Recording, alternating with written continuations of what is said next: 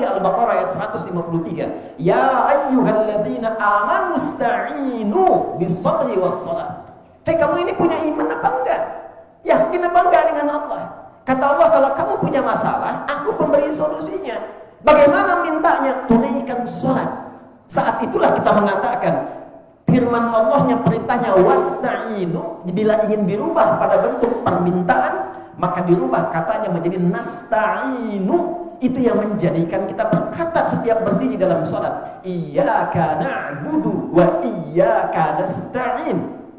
Saat benar salat yang kita tunaikan sampai detik itu, perhatikan hadis qudsinya dari sahabat Abu Hurairah radhiyallahu taala anhu. Qasamtu shalah baini wa baina 'abdi ila nisfaini. Dalam hadis qudsi kata Allah Subhanahu wa taala, aku bagi segmen salat pada dua bagian. Ada kewajiban hambaku untukku, ada kewajibanku untuk hambaku. Jika benar hambaku menunaikan salat pada detik itu, aku kabulkan apapun yang ia minta selama itu menjadi kebutuhannya. Idza qala al-'abdu alhamdulillahi rabbil alamin, jika hambaku berkata alhamdulillahi rabbil alamin, qala Allah azza wa jalla hamadani 'abdi. Jika seorang yang salat berkata dalam salatnya alhamdulillahi rabbil alamin, itu dijawab oleh Allah, saudara. Kita senang menghadap, dijawab oleh Allah. Karena itu kita belajar bacaan yang benar supaya enggak malu. Menghadap pimpinan ditata-tata kalimat, menghadap Allah kok bacaan berantakan. Tapi mintanya banyak. Itu sebab yang menjadikan kita terlatih, pakai pakaian yang bagus, menghadap, minta, dijawab. Hambaku sedang memujiku. Idza qala al-'abdu ar-rahman ar-rahim, qala Allah azza wa jalla asna 'alayya 'abdi. Jika hambaku berkata ar-rahman ar-rahim, aku jawab kata Allah, hambaku sedang menyanjungku.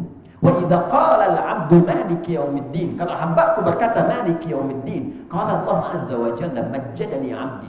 Allah menjawab, hambaku sedang mengagungkanku. Perhatikan. Wa idza qala al-'abdu iyyaka na'budu wa iyyaka nasta'in. Kalau hambaku berkata, ya Allah, aku beriman dan aku buktikan keberimananku kepadamu dengan menyembahmu saat ini, dan aku sedang punya masalah dan kau maha tahu dengan masalahku, aku mohon solusi darimu.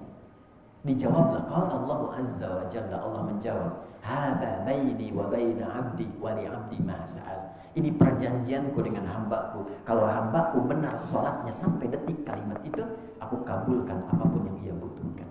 Ini yang menjadikan semua nabi dan rasul itu, mereka pun salat. Kalau sedang ada hajat, mereka salat. Nabi Zakaria itu divonis fisiknya sudah sepuh, letih, rambut memutih. Istri divonis secara medis monofos dan maaf mandul. Secara medis nggak mungkin, secara klinis mustahil. Apa yang beliau lakukan? Bangun menunaikan sholat. Quran surah ketiga, Ali Imran ayat 38 sampai 39. Saat berdiri dalam sholat itulah minta kepada Allah.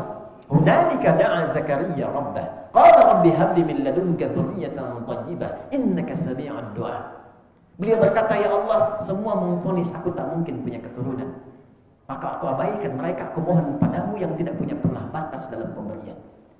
Kalau ada orang mengatakan kepada anda, mustahil kamu dapat itu, gak akan bisa begitu, itu tanda pertama dari Allah. Abaikan semua pandangan itu, beralihlah kepada Allah, karena Allah ingin memberi tanpa campur tangan hambanya. Maka apa jawabannya? Fanadatul malaikatu huwa qa'imun yusalli fil mi'rab. Dijawab turun malaikat, engkau akan punya keturunan, namanya langsung dari Allah, Yahya, yang mustahil menurut manusia. Ada bayi yang lahir dari rahim perempuan yang menopos dan mandul hidup, kata Allah tidak ada yang mustahil, jadi dan hidup dia. Kapan terjadi? Qaimun yusalli fil mihrab, sedang sholat. Ini yang menjadikan Nabi Musa sholat, Quran surah ke-20 ayat 14. Itu yang menjadikan Nabi Isa sholat, Quran surah 19 ayat 31 sampai 33. Itu yang menjadikan Nabi Ismail memerintahkan semua keluarganya sholat. Wa kana ya'muru ahlahu bis sholat, Quran surah ke-19 ayat 55. Semua Nabi Rasul sholat. Al-Kindi, Al-Farabi, Al-Ghazali, Ibn Sina, Al-Khawarizmi, Ibn Rushd. Apa yang mereka lakukan? Orang tuanya itu cuma ngasih dua. Dari sejak kecil sholatnya benar, hafal Quran, baca Quran. Riset membuktikan, seorang peneliti dokter berketurunan Maroko, tinggal di London saat ini di Inggris, meneliti orang yang mampu hafal Quran dengan cara yang benar, maka meningkat kecerdasannya 3 kali lipat dari orang biasa. Sekarang di Sydney, kalau ada sekolah Islam tidak ada program Qurannya, itu sekolahnya nggak laku. Di Amerika sekarang, itu rata-rata orang Islam sekarang mengejar untuk bisa menghafal Quran. Sekarang mereka berlomba menciptakan hafiz dan muda. Dan mereka belajar dari sejarah sebelumnya. Silahkan cek bagaimana Ibnu Sina bangun malam, menemukan ide-ide brilian. Siapa itu Durus? Siapa itu Al-Khwarizmi? Siapa Jabir bin Hayyan yang menemukan atom dari sudut pandang besi, Fermi? Bahkan saat mengkaji surat Al-Hadid. Siapa itu Di Vilnas yang mendapatkan inspirasi dari surat Al-Mulk, kemudian membuat prototipe pesawat terbang. Kita butuh orang-orang seperti mereka di era ini. Anda pengen lulus, IPK pengen paling bagus, sholat masih terlambat, tahajud gak pernah bangun, baca Quran bahkan belum bisa punya waktu, pengen tingkat paling tinggi, dan pengen dikabul oleh Allah. Di mana logikanya?